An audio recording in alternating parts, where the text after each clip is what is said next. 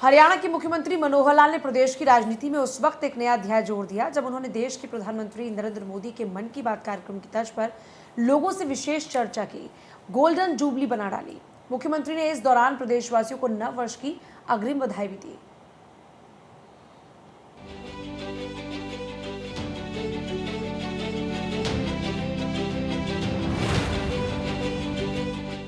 मुख्यमंत्री मनोहर लाल ने राज्य सरकार की तरफ से प्रदेश के लोगों के लिए किए जा रहे कल्याण के कार्यों का फीडबैक लिया।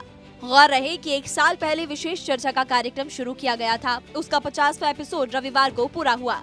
जैसे किसान गर्मी सर्दी की परवाह किए बिना अपनी फसल की हिफाजत करता है, ठीक उसी तरह से मुख्यमंत्री ने भी हर हाल में, चाहे वो चंडीगढ़ हो या फिर दिल्ली या फिर किसी ग्रामीण या शहरी दौरे पर हो, हर शनिवार को अपनी विशेष चर्चा के माध्यम से प्रदेशवासियों का हालचाल जाना।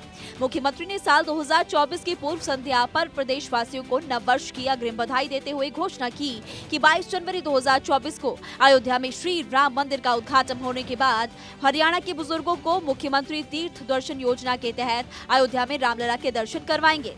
अगला वर्ष 2024, जिस 2024 की पूर्व संध्या पर ही मैं आप सब लोगों को बहुत बहुत शुभकामनाएं और बधाई भी देता हूं।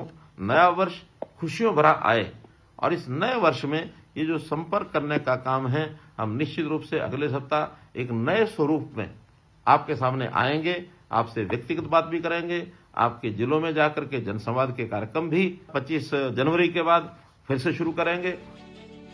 उन्होंने ये भी कहा कि आगामी 25 जनवरी के बाद नए कलेवर और नए फ्लेवर में जनसंवाद कार्यक्रम को फिर से शुरू किया जाएगा।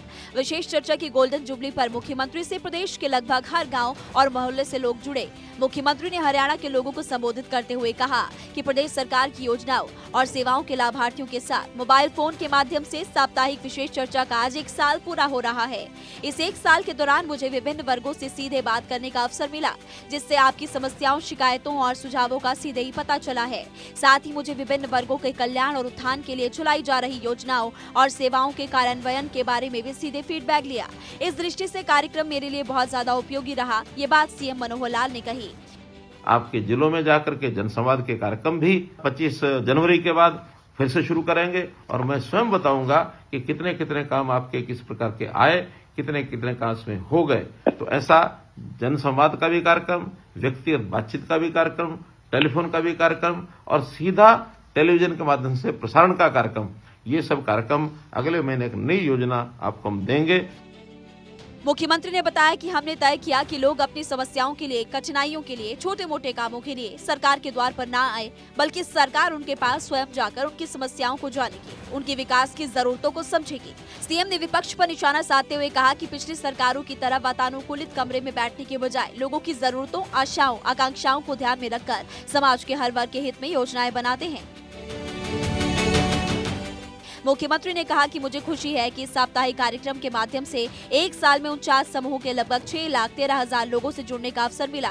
यही नहीं, विभिन्न योजनाओं के लगभग 750 लाभार्थियों से मोबाइल पर बात हुई, जो आज भी हमारे साथ जुड़े हुए हैं। इन लाभार्थियों ने अपनी बात रखते हुए 650 समस्याएं, सुझाव रखे। इनमें 330 समस्याएं शामिल है। हमने आपके व्यावहारिक सुझावों पर अमल किया, आपकी मांगों को पूरा किया, आपसे फीडबैक लेके आधार पर नए नीतिगत फैसले भी लिए।